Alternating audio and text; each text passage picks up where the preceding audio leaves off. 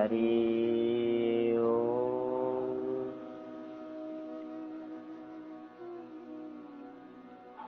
हरि ओम। गुरुर्ब्रह्मा गुरुर्विष्णु गुरुर्देवो महेश्वरः गुरुर्साक्षात् परब्रह्म तस्मै श्री गुरुवे नमः। हरि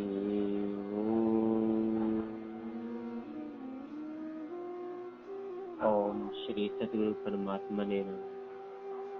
ओम श्री योग वशिष्ठ महारामायणाय नमः।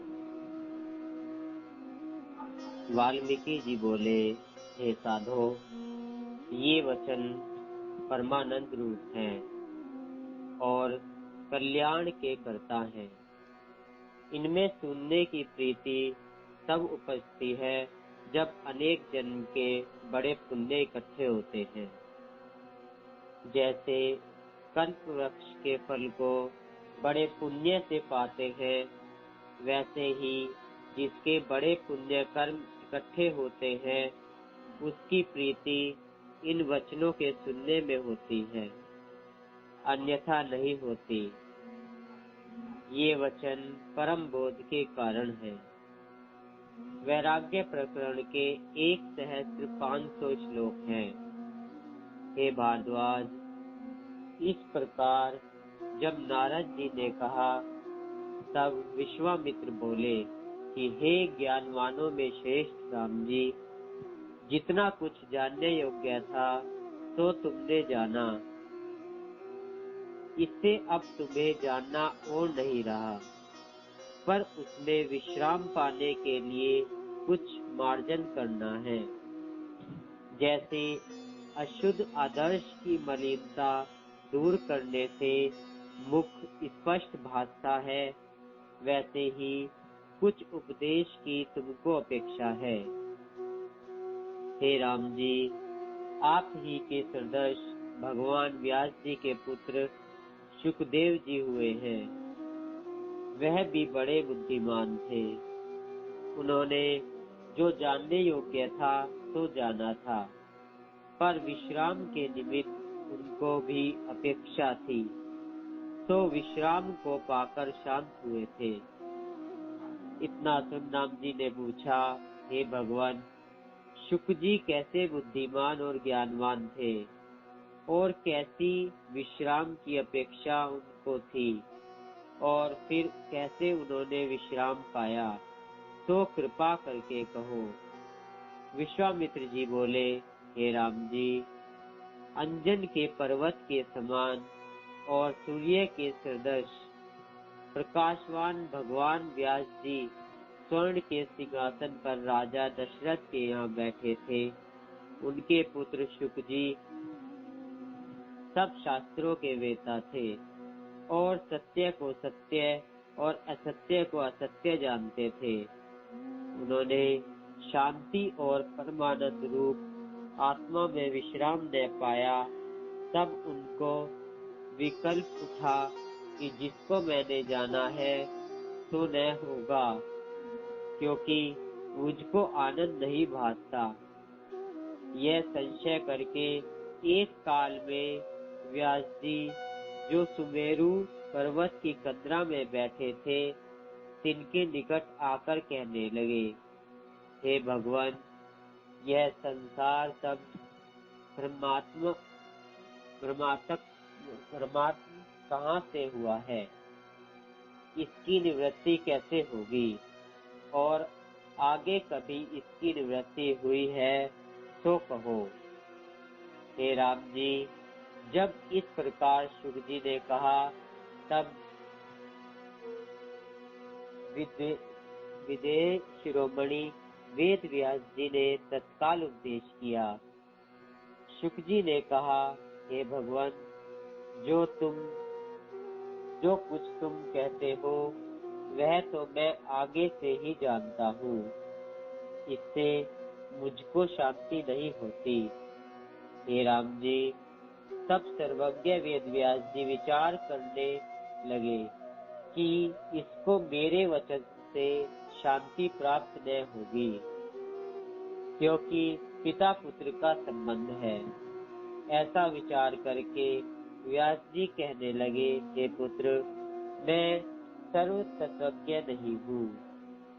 तुम राजा जनक के निकट जाओ, वे सर्व तत्वज्ञ और शांतात्मा है, उनसे तुम्हारा मोह निवृत्त होगा। तब सुखदेव जी वहाँ से चलकर मिथिला नगरी में आए और राजा जनक के द्वार पर स्थित हुए। द्वारपाल ले जाकर जनक जी से कहा कि व्यास जी के पुत्र सुख जी खड़े हैं। राजा ने जाना कि इनको जिज्ञासा है, इसलिए कहा कि खड़े रहने दो। इसी प्रकार फिर द्वारपाल ने जा कहा और 7 दिन उन्हें खड़े ही बीत गए। तब राजा ने फिर पूछा कि सुख जी खड़े हैं कि चले गए। द्वारपाल ने कहा खड़े हैं। राजा ने कहा आगे ले आओ। तब वे उनको आगे ले आए। उस दरवाजे पर भी वे 7 दिन खड़े रहे। फिर राजा ने पूछा कि सुख जी हैं? द्वारपाल ने कहा कि हाँ, खड़े हैं। राजा ने कहा कि अंतःपुर में ले आओ और नाना प्रकार के भोग भुगताओ। तब वे उन्हें अंतःपुर में ले गए। वहाँ स्त्रियों के पास भी वे 7 दिन तक खड़े रहे। फिर राजा ने द्वारपाल से पूछा कि उनकी अब कैसी दशा है और आगे कैसी दशा थी। द्वारपाल ने कहा कि आगे वे निरादर से न शोकवान हुए थे और न अब भोग से प्रसन्न हुए। वे तो इष्ट अनिष्ट में समान है। जैसे मंद पवन से मेरु चलायमान नहीं होता, वैसे ही यह बड़े भोग व निरादर से चलायमान नहीं हुए। जैसे कपीहे को मेघ के जल बिना नदी और ताल आदि के जल की इच्छा नहीं होती, वैसे ही उनको भी किसी पदार्थ की इच्छा नहीं है। तब राजा ने कहा उन्हें यहाँ ले आओ। तब सुख जी आए। तब राजा जनक ने उठ के खड़े हो प्रणाम किया। फिर जब दोनों बैठ गए, तब राजा ने कहा कि हे मुनीश्वर, तुम किस निमित्त आए हो? तुमको क्या वांछा है तो कहो, उसकी प्राप्ति मैं कर देऊं। श्री शुक जी बोले, हे गुरु, यह संसार का आडंबर कैसे उत्पन्न हुआ और कैसे शांत होगा, तो तुम कहो। इतना कह विश्वामित्र जी बोले, हे राम जी, जब इस प्रकार सुखदेव जी ने कहा, तब जनक ने यथाशास्त्र उपदेश जो कुछ व्यास ने किया था तो ही कहा। यह सुन सुख जी ने कहा कि भगवान, जो कुछ तुम कहते हो तो ही मेरे पिता भी कहते थे, तो ही शास्त्र भी कहता है, और विचार से भी मैं भी ऐसा ही जानता हूँ कि यह संसार अपने चित्त से उत्पन्न होता है और चित्त के निर्वेद होने से भ्रम की निवृत्ति होती है, पर मुझको विश्राम नहीं प्राप्त होता है। जनक जी बोले, हे मुनीश्वर, जो कुछ मैंने कहा और जो तुम जानते हो, इससे पृथक उपाय न जानना और न कहना ही है। यह संसार चित्त के संवेदन से हुआ है। जब चित्त पुण्य से रहित होता है, तब भ्रम निवृत्त हो जाता है। आत्म तत्व नित्य शुद्ध परमानंद स्वरूप केवल चैतन्य है। जब उसका अभ्यास करोगे, तब तुम विश्राम पाओगे। तुम अधिकारी हो, क्योंकि तुम्हारा यत्न आत्मा की ओर है, दृश्य की ओर नहीं। इससे तुम बड़े उदार आत्मा हो।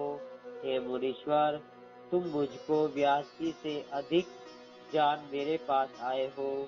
पर तुम मुझसे भी अधिक हो, क्योंकि हमारी चेष्टा तो बाहर से दृष्टि आती है और तुम्हारी चेष्टा बाहर से कुछ भी नहीं, पर भीतर से हमारी भी इच्छा नहीं है।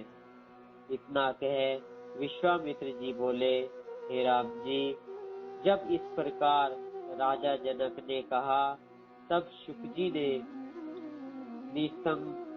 निष्प्रयत्न और निर्भय होकर सुमेरु पर्वत की कंदरा में जाए 10 सहस्त्र वर्ष तक निर्विकल्प समाधि की। जैसे तेल बिना दीपक निर्वाण हो जाता है, वैसे ही वे भी निर्वाण हो गए।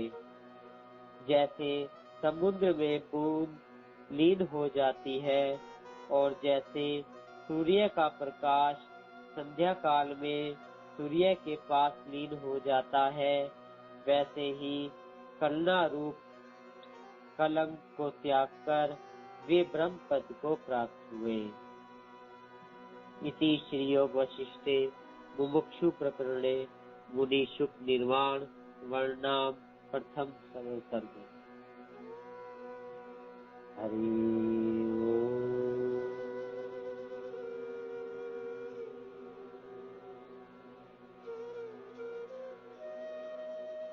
हरि